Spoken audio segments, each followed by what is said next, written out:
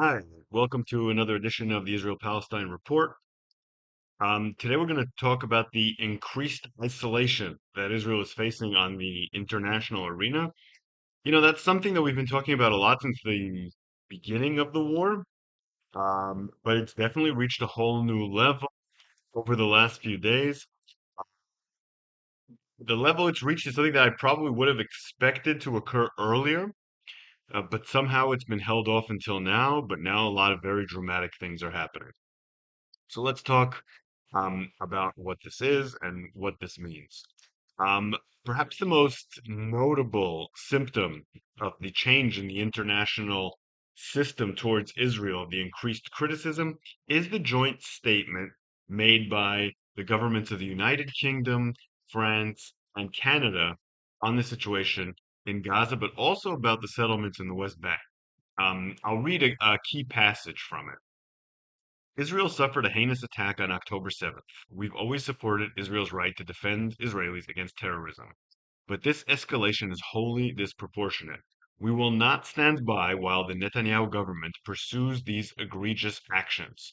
If Israel does not cease the renewed military offensive and lift its restrictions on humanitarian aid, we will take further concrete actions in response. End quote.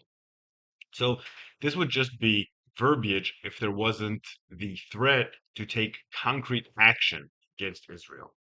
Of course, humanitarian aid, Israel's already started to let in trucks. 93 trucks will be entering today, so that may have been solved. But the renewed military offensive is still supposed to continue, and it will be very extreme. As we've already talked about here, the Gideon's Chariots operation is supposed to um, put the entire Palestinian population in one area in southern Rafah and move them towards the cleansing, to removing them to other countries with negotiations ongoing with countries to receive them. So they're threatening that if that goes through, there will be sanctions. Netanyahu responded somewhat dismissively and aggressively. He rejected their call and accused the leaders in London, Ottawa, and Paris of, quote, offering a huge prize for the genocidal attack on Israel on October 7th while inviting more such atrocities, end quote. Um, Now, you will, of course, notice that the United States was not part of this statement, but it's very notable the Trump administration hasn't said a word against it. And what that would seem to indicate is that most likely the three states approached Trump, hoping to get him to join the statement, and he refused, which is predictable. But also, he hasn't said a word against it, which means that he probably gave it his blessing. And we'll talk a little bit about Trump's attitude towards the escalation as well and see why that is. The other two countries haven't taken concrete steps yet, but the British government already has. On Tuesday, they suspended the ongoing free trade talks with Israel. They also put sanctions on individuals in the West Bank. The British Foreign Secretary David Lammy said, quote, history will judge them, blocking aid, expanding the war, dismissing the concerns of your friends and partners. This is indefensible and it must stop. But that's not all that's happening right now. In the EU, there are attempts to end or reconsider the association agreement between the EU and Israel. Dutch media reported Tuesday that their country had gained enough support to hold a discussion within the European Union on canceling the partnership between the EU and Israel. EU Deputy Commissioner Kaya Kallas said, quote, depends on Israel.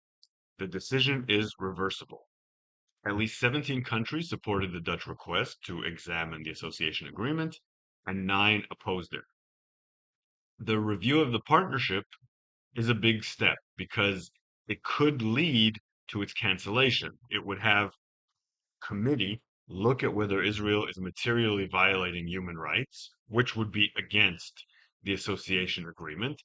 They will almost certainly find that Israel is egregiously violating human rights in Gaza because it is. And then that will put a lot of pressure on countries, even pro-Israel countries like Germany, to move ahead with the dissociation. It's hard to go against that opinion, which would show a violation of the agreement by Israel, because according to Article 2 of the agreement, the EU partnership with Israel can be suspended if it is proven that Israel severely violated human rights. The association agreement was signed in 1995, um, came into effect in 2000, covers a lot of topics like trade, political, social, economic, academic cooperation, etc. Trade being the most important. Israel's number one trading partner is the EU. So this could have some very severe economic ramifications. Israel is actually dependent on the EU for its trade and economically. Um, the Officially, the Israeli government has dismissed this as a major problem. Israel's foreign ministry spokesperson Oren Marmerstein called the sanctions against the West Bank settlers unjustified and regrettable, but said that free trade agreements with the UK aren't advancing anyway, and said that Israel will manage with the EU association agreement. But unofficially, Israeli diplomats are singing a very different tune. A senior Israeli diplomat told Channel 12, quote, "This is becoming very difficult to fight. Not only are there the pictures coming out of Gaza, but also the statements from Israeli politicians like Smotrich, making all this seem like an intentional policy," end quote. And indeed, we saw Lamy quote Smotrich in the House of Commons in London. Meanwhile, a foreign ministry official told Ynet something more extreme. He said, quote, "We face a real tsunami that will worsen. We're in the worst situation ever. This is much worse than a catastrophe. The world is not with us. Since November 2023, the world sees on TV only Palestinian children dying and homes flattened, and it's tired of it. Israel offers no solution, no arrangement for the day after, no hope, only death and destruction. This could lead to 1,001 bad things. The silent boycott existed before and will grow stronger. We must not take this lightly. No one wants to be associated with Israel." A political source, so not from the diplomatic corps, was more optimistic and told Ynet, this is all anonymous, "The diplomatic ambush was foiled. Everything we saw in the last 36 hours was part of a planned move. Nothing is accidental, but we knew about it and prepared well. The bottom line, the language of the decision," she's talking about the EU decision, "is very moderate. There's no language of suspension. We're not breaking the tools. No suspension decision is made. It talks about reconsideration and process. It's a moderate tool.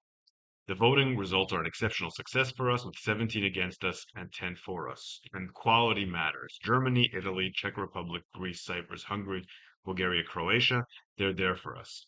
There was a coordinated move here. It was foiled." Or he also added, "Britain, France, and Canada should be ashamed. The ones who supported their statement are Hamas. This is a wake-up call from reality." But of course, that's not what the diplomatic corps is saying, and that sounds very defensive. There's also a lot of talk now about recognizing a Palestinian state, possibly in June, something Macron has alluded to in the past. France and Saudi Arabia are going to co-host an international conference about implementing a two-state solution. That could be a time where we'll see a rash of recognitions of a Palestinian state. There have even been rumors that that would include the United States, although that is probably likely. Speaking of the United States, we all know that's what really matters. Trump.